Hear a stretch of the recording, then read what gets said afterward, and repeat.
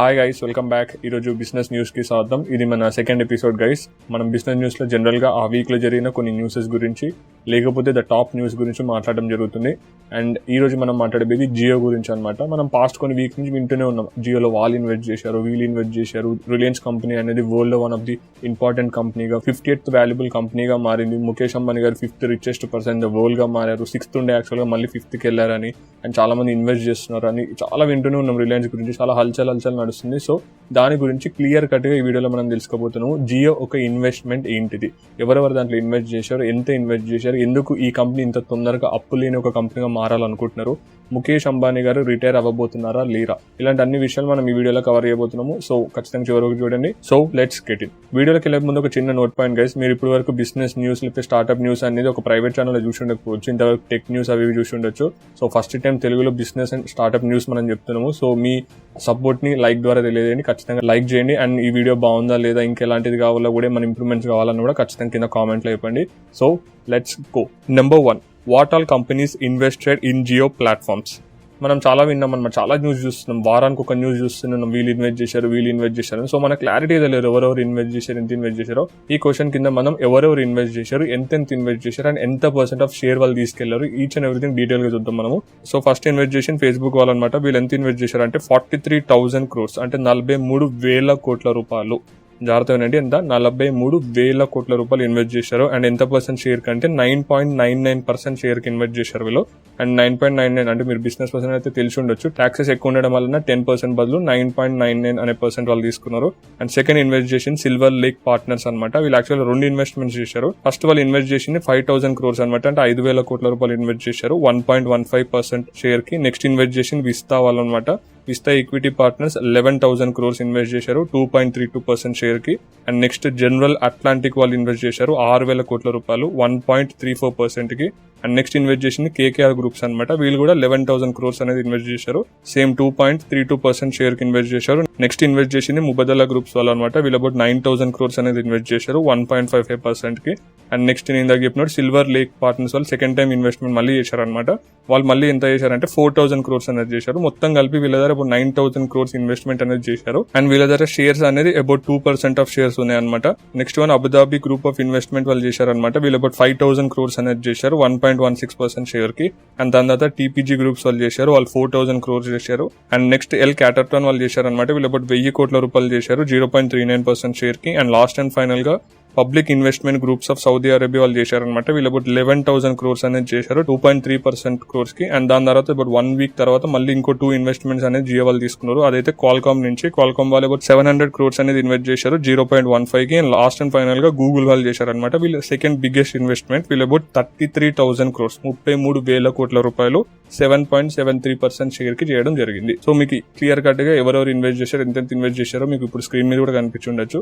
So ఇవి investments అనమాట. ఇప్పుడు క్వశ్చన్ నెంబర్ 2, హౌ మచ్ డెప్ట్ డస్ ద కంపెనీ హ్యావ్, అంటే కంపెనీకి ఎంత అప్పు ఉంది, యాక్చువల్ వాళ్ళకి ఎంత అప్పు ఉంది, ఆ అప్పు అంతా తీరిందా లేదా. ఎందుకంటే రీసెంట్ గా రిలయన్స్ చైర్మన్ ముఖేష్ అంబానీ గారు చెప్పారు మా అప్పు అంతా తీరిపోయిందని. సో నిజంగా అప్పు తీరిందా లేదా, వాళ్ళ అప్పు ఎంత ఉంది యాక్చువల్ గా అనేది చూద్దాము.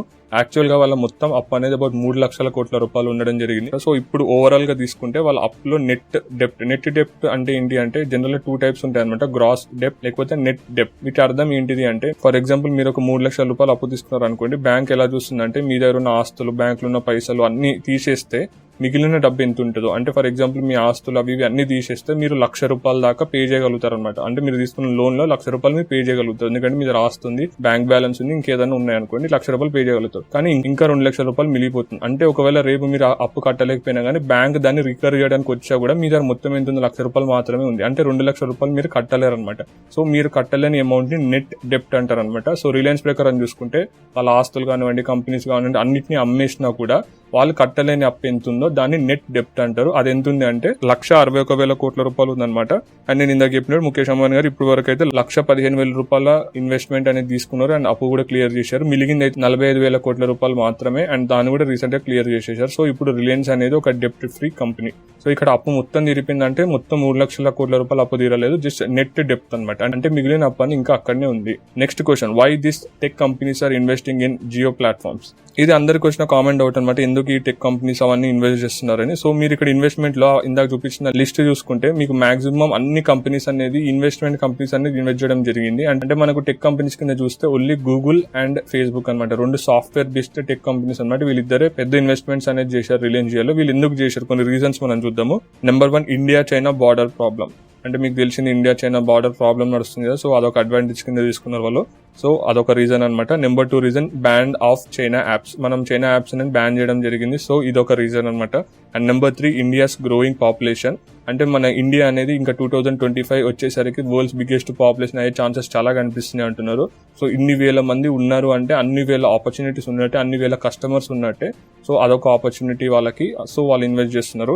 అండ్ నెక్స్ట్ పాయింట్ చూసుకుంటే India is youngest country in the world. అంటే యంగెస్ట్ కంట్రీ అంటే ఇండియాలో ఎక్కువ పాపులేషన్ ఉన్నప్పటికీ కూడా దాంట్లో ఎక్కువ మంది యూత్ అనమాట.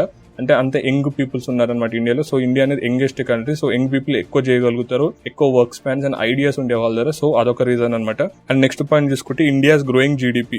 అంటే రీసెంట్ గా జరిగిన ఒక సర్వే ప్రకారం చైనా ఒక జీడిపి అనేది పెరగడం కొంచెం తగ్గిందనమాట, వేరేజ్ ఇండియా అనేది పెరిగే రేట్ అనేది చాలా ఎక్కువగా ఉంది ఈవెన్ కరోనా ముందు చూసుకుంటే. సో చాలా మందికి చాలా హోప్స్ ఉన్నాయి అనమాట ఇండియా మీద, ఖచ్చితంగా ఇది ఒక పెద్ద జీడిపి కింద మారుతుందని.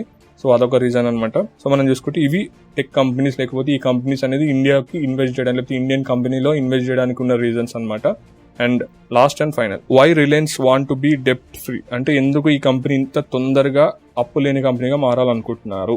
అంటే మనం చూసినట్టయితే జియో బాగా హిట్ అయింది, ఇంకా కొన్నాళ్ళు అనుకుంటే ఖచ్చితంగా జియో అనేది మంచి సక్సెస్ఫుల్ గా మారి వాళ్ళు బాగా ప్రాఫిట్ అవన్నీ తెచ్చుకోవచ్చు. సో ఇక్కడ రీజన్ ఏంటిది, ఎందుకు రిలయన్స్ అనేది ఇంత తొందరగా అప్పులేని కంపెనీగా మారాలనుకుంటున్నారు, ఎందుకు వాళ్ళు ఇన్వెస్టర్స్ కి ఒక అప్పులేని కంపెనీని ఇవ్వాలనుకుంటున్నారు చూద్దాము. Number 1, corona crisis. Investment is like buffer. అంటే ఇక్కడ వాళ్ళు చెప్పేది చాలా సింపుల్ అనమాట. ఒకటి కరోనా క్రైసిస్ అనమాట. జియో అనేది ఇక్కడ రావడం కోసం చాలా అప్పు తీసుకొని జియో అనేది దింపడం జరిగింది ఈ రిలయన్స్ కంపెనీ అనేది. సో అంత అప్పు అనేది వాళ్ళు కొన్ని క్యాలిక్యులేషన్స్ మీద తీసుకున్నారు. వేరే కరోనా క్రైసిస్ వచ్చేసరికి ఆ క్యాలిక్యులేషన్ అనేది మిస్ అయిపోయినాయి. సో ఆ ప్రాబ్లమ్ ని ఎక్కువ చేయకుండా, అంటే ఎక్కువ లోన్స్ కానివ్వండి, ఇంట్రెస్ట్ కానివ్వండి, వాటికి ఎక్కువ ఎఫెక్ట్ పడకుండా ఉండడం కోసమే ఇన్వెస్ట్మెంట్లు తీసుకున్నారు. And investment act like buffer. అంటే ఏంటంటే బఫర్ అనే సొల్యూషన్ ఏం చేస్తుందంటే జనరల్ గా ఏ రియాక్షన్ లేకుండా మీడియంలో ఆపేస్తుంది అనమాట, ఏ సొల్యూషన్ కానీ ఏదైనా రియాక్షన్ ని. సో ఈ ఇన్వెస్ట్మెంట్ అనేది ఒక బఫర్ లాగా అనమాట. అంటే ఏ ప్రాబ్లం రాకుండా, కరోనా వల్ల వచ్చిన క్రైసిస్ కి కంపెనీ పడిపోకుండా, లేకపోతే ఎక్కువ పెరగకుండా, ఏ ప్రాబ్లమ్స్ ఏం రాకుండా ఒక బఫర్ లా పనిచేస్తుంది ఈ ఇన్వెస్ట్మెంట్స్ అనేది. And next one, Mukesh Ambani is planning for retirement.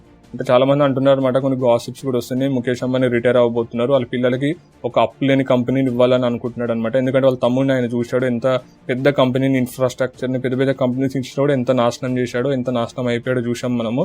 So ఖచ్చితంగా వాళ్ళ పిల్లలకి ఇలాంటి ప్రాబ్లమ్స్ రావద్దు అనే ఒక ఇంటెన్షన్ తో మొత్తం అప్పు లేని ఒక కంపెనీని సేఫ్ హ్యాండ్ గా వాళ్ళ పిల్లలకి ఇస్తున్నాడు అని కొంతమంది అంటున్నారు. ఇది ఎంతవరకు నిజమో మనం వెయిట్ చేసి చూడాలి.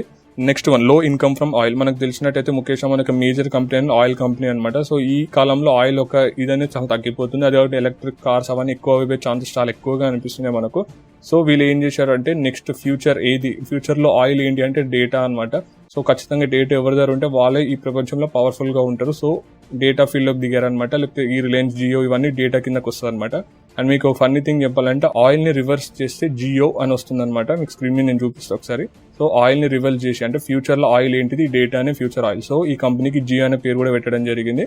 సో ఆయిల్ ఒక రేట్, లేకపోతే దాని నుంచి వచ్చే మనీ అని చాలా తక్కువ ఉండడం వల్లనే జియో అనే ప్లాట్ఫామ్ లోకి ఎక్కువ కాన్సన్ట్రేట్ చేస్తున్నారు, వాళ్ళ కంపెనీని టర్న్ చేస్తున్నారు అనమాట. సో ఈ ఇన్వెస్ట్మెంట్ అని దానికి దారి చేస్తుంది. And last and final point, too many డెప్ట్. అంటే మనం ఇక్కడ చూసుకున్నట్టే అబౌట్ 3 లక్షల కోట్ల రూపాయలు అప్పు ఆల్రెడీ రిలయన్స్ కంపెనీకి ఉంది. అండ్ రిలయన్స్ కంపెనీ ఎప్పుడైతే ఈ ఆయిల్ సెక్టర్ నుంచి ఈ రీటైల్ అండ్ కమ్యూనికేషన్ సెక్టర్ కి వచ్చిందో చాలా అప్పు తీసుకొని వచ్చారనమాట. సో అదొక రీజన్ అయి ఉండొచ్చు ఈ అప్పు మొత్తాన్ని ఇంకా ముందుకు తీసుకెళ్లకుండా, ఎందుకంటే రేట్ ఆఫ్ ఇంట్రెస్ట్ అవన్నీ చాలా కట్టేది ఉంటుంది అలా ఇయర్ కి. సో అంత ఇంట్రెస్ట్ అనేది ఎందుకు లోన్స్ ఇవ్వడం, దాని బదులు మనమే యూజ్ చేసుకోవచ్చు కదా డెవలప్మెంట్ కోసం అని ఒక రీజన్ అని చెప్తున్నారు. సో ఇవి గైస్ రీజన్ ఎందుకు జియో అనేది ఇన్వెస్ట్మెంట్ తీసుకున్నారో. సో మీకు ఓవరాల్ గా అర్థమైనట్టుంది అసలు జియో ఎన్ని ఇన్వెస్ట్మెంట్లు తీసుకున్నాయి, ఎందుకు తీసుకున్నాయి, అండ్ ఏంటి వాళ్ళ ప్లాన్స్ అనేది. అండ్ జియో మీద నేను ఒక బ్యూటిఫుల్ కేస్ స్టడీ కూడా చేశాను, ఎలా ఇంత పవర్ఫుల్ గా జియో అనేది మన మార్కెట్ లోకి వచ్చింది, ముఖేష్ అంబానీ ప్లాన్స్ ఏంటి, మాస్టర్ ఐడియాస్ ఏంటి, బ్యూటిఫుల్ ఎక్స్ప్లెనేషన్ ఇచ్చాను నేను. ఖచ్చితంగా లింక్ కింద ఇస్తాను, అది కూడా చూడండి. అండ్ మీకు ఈ బిజినెస్ న్యూస్ నచ్చింది అయితే ఖచ్చితంగా లైక్ చేయండి అండ్ కామెంట్ కూడా చేయండి. Thanks friends, thanks for watching and bye.